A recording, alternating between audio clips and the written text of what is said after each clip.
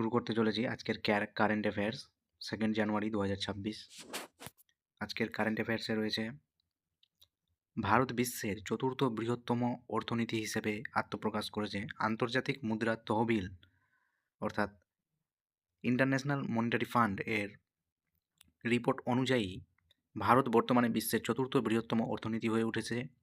কাকে পেছনে ফেলেছে? তো জাপানকে পিছনে ফেলে ভারত চতুর্থ নম্বরে এসেছে। জাপানের স্থান হচ্ছে এখন পঞ্চম। র্যাঙ্কিং যদি দেখি তাহলে শীর্ষ স্থানে রয়েছে আমেরিকা, দ্বিতীয় স্থানে রয়েছে চীন, তৃতীয় স্থানে জার্মানি, চতুর্থ স্থানে ভারত এবং সর্বশেষে রয়েছে জাপান। পরবর্তীতে রয়েছে ইসরায়েল সর্বোচ্চ নাগরিক সম্মান পাচ্ছে ডোনাল্ড ট্রাম্প। ইসরায়েল যে দেশ তার সর্বোচ্চ নাগরিক সম্মান পাচ্ছেন আমেরিকান রাষ্ট্রপতি ডোনাল্ড ট্রাম্প। পিস প্রাইজ দেওয়ার ঘোষণা করা হয়েছে।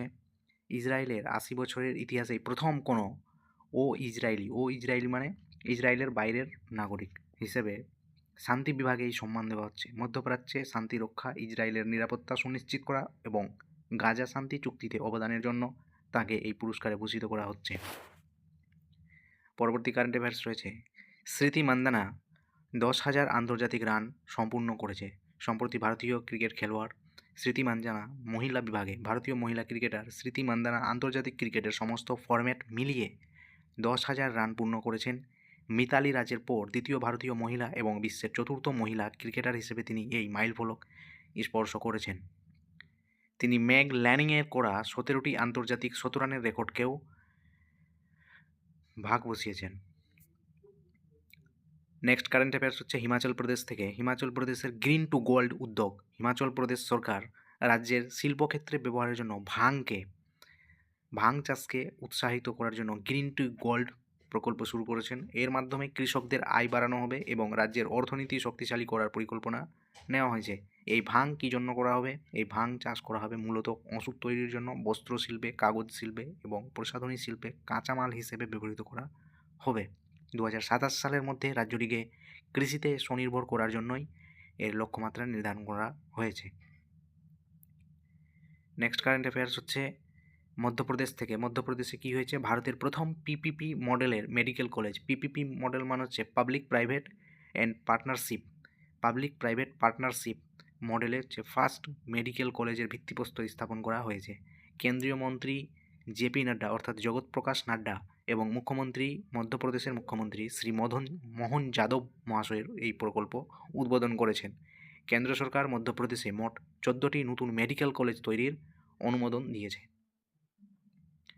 নেক্সট হচ্ছে আমাদের সামরিক জায়গা থেকে আইএনএস কৌডিন্যর ওমান যাত্রা। ভারতীয় নৌবাহিনীর জাহাজ আইএনএস কৌডিন্য গুজরাটের পোরবন্দর থেকে ওমানের মাস্কাটের উদ্দেশ্যে রওনা হয়েছে। এই জাহাজটি 5ম শতাব্দীর প্রাচীন সিচড শিপ অর্থাৎ হচ্ছে দড়ি দিয়ে সেলাই করা প্রযুক্তিতে এই জাহাজটি তৈরি করা হয়েছে। এই যে চিত্র যদি দেখাই তাহলে এইরকমভাবে তৈরি করা হয়েছে। এটাই হচ্ছে আইএনএস কৌডিন্যর চিত্র। এটাকে হচ্ছে দড়ি দিয়ে সেলাই করে তৈরি করা হয়েছে। ভারতের প্রাচীন সামুদ্রিক ঐতিহ্য এবং ওমানের সাথে বাণিজ্যিক সম্পর্ক প্রদর্শনের লক্ষ্যে এই যাত্রা শুরু করা হয়েছে। এই জাহাজটির নামকরণ করা হয়েছে প্রাচীন ভারতীয় বণিক কৌডিন্যর নাম অনুসারে। কৌডিন্য কে ছিলেন? একজন ভারতের প্রাচীন বণিক ছিলেন। বণিক মানে হচ্ছে ব্যবসায়ী। এই কটাই ছিল আজকের কারেন্ট অ্যাফেয়ার্সের প্রশ্ন। আজকের জিকে থেকে প্রশ্ন রেখেছি, ভারতীয় সংবিধানের কোন অনুচ্ছেদে অস্পৃশ্যতা বিলুপ্তিকরণের কথা বলা হয়েছে?